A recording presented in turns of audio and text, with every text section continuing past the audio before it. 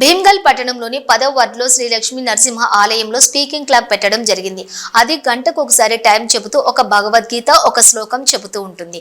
ఇది నచ్చిన Israel pastor ఎలక్ట్రిసిటీకి phone పై నుండి పుంగి స్పీకర్ తీసేయాలని వినతి పత్రం ఇచ్చారు. ఎలక్ట్రిసిటీ పట్టించుకోలేదు. కానీ భీమ్గల్ ఎస్ఏ, సిఐ, పోలీసులను, కానిస్టేబుళ్లను ఎలక్ట్రిసిటీ దగ్గరికి పంపించి అది ఖచ్చితంగా తొలగించాలని ఆదేశించారు.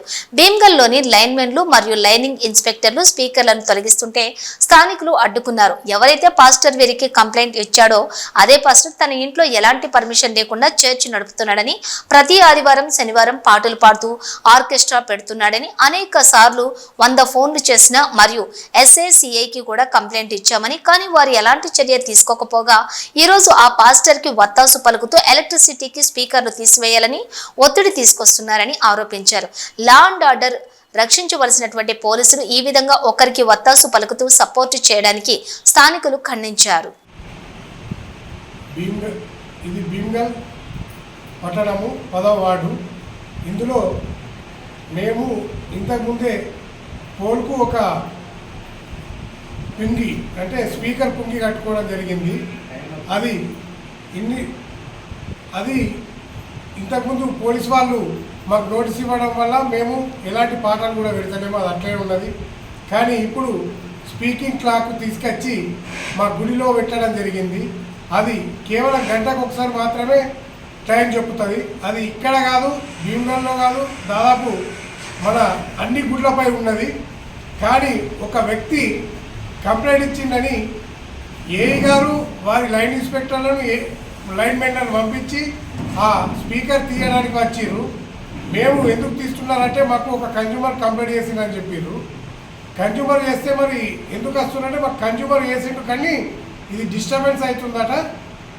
ఎస్ఐ గారు, సిఐ గారు కూడా మాకు ఫోన్ చేసి చెప్పడం జరిగింది. కన్జ్యూమర్ 3 రోజుల కింద లెటర్ ఇచ్చిండు. అలాగే కాకుండా ఎస్ఐ గారు, సిఐ గారు పోలీసులను కూడా మా ఆఫీస్కి పంపించి ఖచ్చితంగా అది మీరు తీయాల్సిందే అని చెప్పారట. నిన్న వస్తే మేము ఈరోజు ఏఈ గారిని వెళ్ళి కలవడం జరిగింది. ఏఈ గారికి సార్ మీకు ఆ పుంగే డిస్టర్బెన్స్ అవుతుందా ఏంది సార్ అంటే, లేదు ఒక కన్జ్యూమర్ మాకు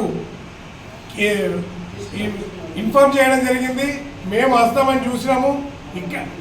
ఈ విధంగా ఈ పోళ్లకు ఇక్కడనే కాకుండా అనేక దగ్గర కూడా ఇట్లా పుంగిలు కట్టిరు. మరి అభ్యర్థులు ఇస్తలేరని మేము అడిగితే మాకు పోలీసుల నుంచి ఒత్తిడి ఉన్నది. ఎస్ఐ గారు, సిఐ గారు ఫోన్ చేసి చెప్పారు ఖచ్చితంగా పోయి మీరు తీసేయాలని. కాబట్టి మేము వచ్చినాము. వేరే దగ్గర మాకు చెప్పలేరు, మేము తీసేస్తలేమంటారు. ఈ విధంగా చట్టాన్ని రక్షించాల్సిన పోలీసులు ఈ విధంగా కక్ష కట్టి మా పైన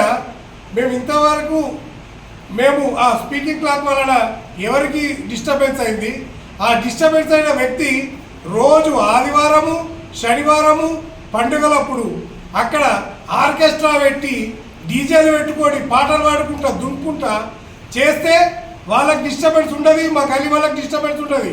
మేము 10కు పలుమార్లు ఫోన్ చేసిన ఒక్క పోలీసు వచ్చి అక్కడ కూర్చుంటారు. అర్ధగంటకు వెళ్ళిపోగానే మళ్ళీ ఆర్కెస్ట్రా అటెండ్ నడుస్తుంది.